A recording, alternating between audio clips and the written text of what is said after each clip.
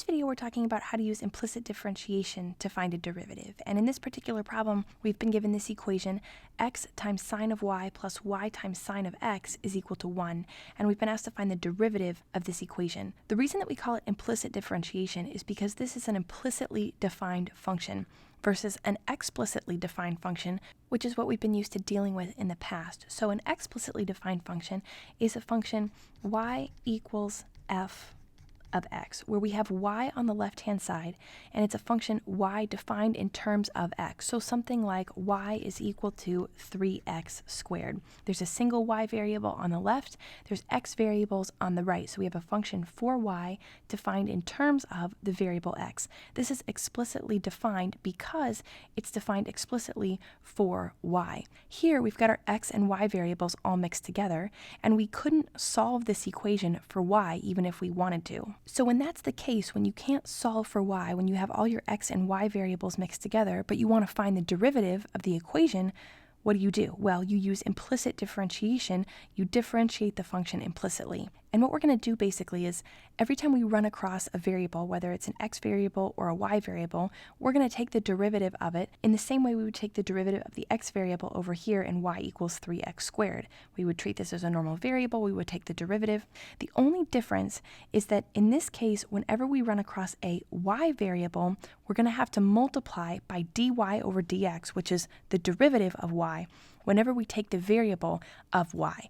So here's what that's going to look like. It'll become more clear as we go through it. First of all, since we're treating both x and y as variables and we're differentiating with respect to both variables, we're taking the derivative with respect to both variables, this first term here, x times sine of y, we're going to have to use product rule because we really have two functions here. We have x, our first function, multiplied by sine of y, our second function. So we have two functions multiplied together. We're going to have to use product rule to take the derivative.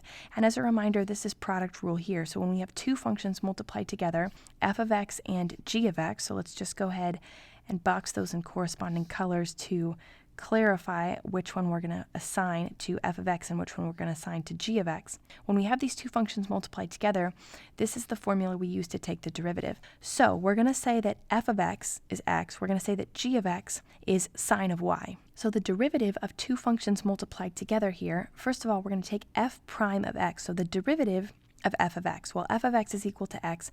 The derivative of x is just 1. So we're going to start by saying that f prime of x is equal to 1. Then we have to multiply that by g of x. So we don't do anything to it. We just take the function g of x, we multiply it by f prime of x. Well, g of x is sine of y, so we multiply this by sine y.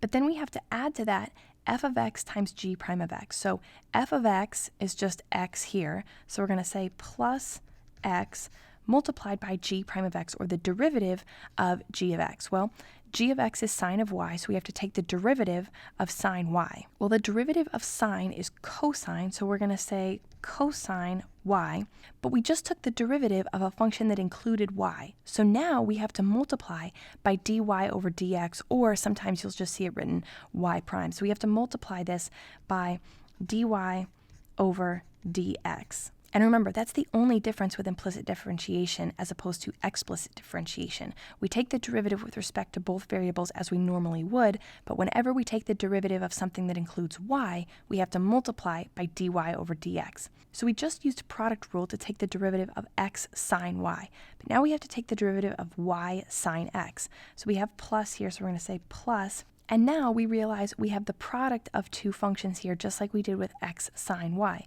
So our first function is going to be y.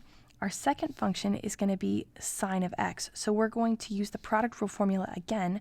We're going to say that y is f of x here in our formula, and we're going to say that sine of x is g of x here in our formula. So now product rule tells us the first thing we need is f prime of x, or the derivative of f of x. Well, f of x is y right here, so we need the derivative of y. Well, if we just pretend that y is a normal variable, just like the derivative of x is 1, the derivative of y is also 1, but we just took the derivative of a function that involved y. We just took the derivative of y itself, so we now have to multiply by dy over dx. So that was just to get f prime of x. Now we need to multiply that by g of x. Well, in this term, g of x is sine of x, so we have to multiply by sine of x. We go back to our product rule formula, and we're adding to this f of x times g prime of x. So plus f of x, which in our example is y, so we say y, multiplied by g prime of x. Well, g of x is sine of x, so g prime of x is going to be the derivative of sine of x. Well, the derivative of sine of x is cosine of x. And because this function only involved x, we don't have to multiply by dy dx. It's just a regular derivative. The derivative of sine of x would be cosine of x. So we've got cosine of x here. And this whole thing right here is the derivative of y sine x. So we're done with that term. And now all we have to do is take the derivative of 1 over here on the right-hand side. When you use implicit differentiation, you differentiate both sides of the equation in the same way that you would with explicit differentiation. So with explicit differentiation, if we started with y equals 3x squared, we would really differentiate both sides. The left-hand side, the derivative would become y prime. The derivative of y, the right-hand side would become 6x when we use power rule to take the derivative of 3x squared.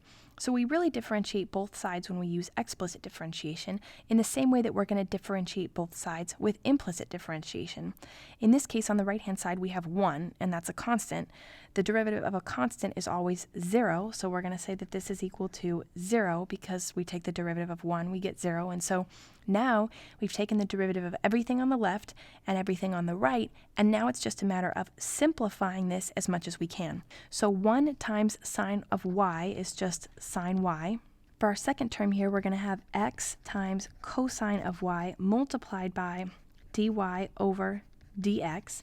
Here we're going to have 1 times dy over dx times sine of x. So that's just really sine of x multiplied by dy over dx. And here we're going to have y cosine of x equals 0. Now, the last thing you need to know about implicit differentiation is whenever possible, you want to try to solve your derivative equation for dy over dx. With this equation, we are going to be able to do that. What we want to do is move all of the terms that don't include dy over dx to the right-hand side, leaving only the terms that do include dy over dx on the left-hand side. So sine of y is not attached to a dy over dx, so we're going to move it to the right. This x times cosine of y times dy over dx does include this dy over dx, so we're going to leave that. So we're going to say x cosine y times dy over dx. We're going to keep this term on the left, so plus sine of x times dy over dx is going to be equal to, we're going to subtract the sine of y, so negative sine y, and we're going to subtract the y cosine of x, so negative y cosine of x, because we have 0 minus sine y minus y cosine x, which is just minus sine y minus y cosine x. So now what we want to do is we want to factor out the dy over dx. So because both of these terms are multiplied by dy over dx, we can factor that out. We can say dy dx multiplied by x cosine y, the rest of the value from the first term, plus the rest of the value from the second term, sine x, like this. And then we'll set that equal to the right-hand side, negative sine y minus y cosine x. Now, the reason we wanted to factor out the dy over dx is because now we can divide both sides of the equation by this value here, which will leave us with only dy over dx on the left-hand side. So when we divide both sides by that value, we get dy over dx is going to be equal to, and here now we'll leave this value in the denominator from the right-hand side, so negative sine y minus y cosine x, and we're going to divide that by this value from the left-hand side that we divided out, so x cosine y plus sine x.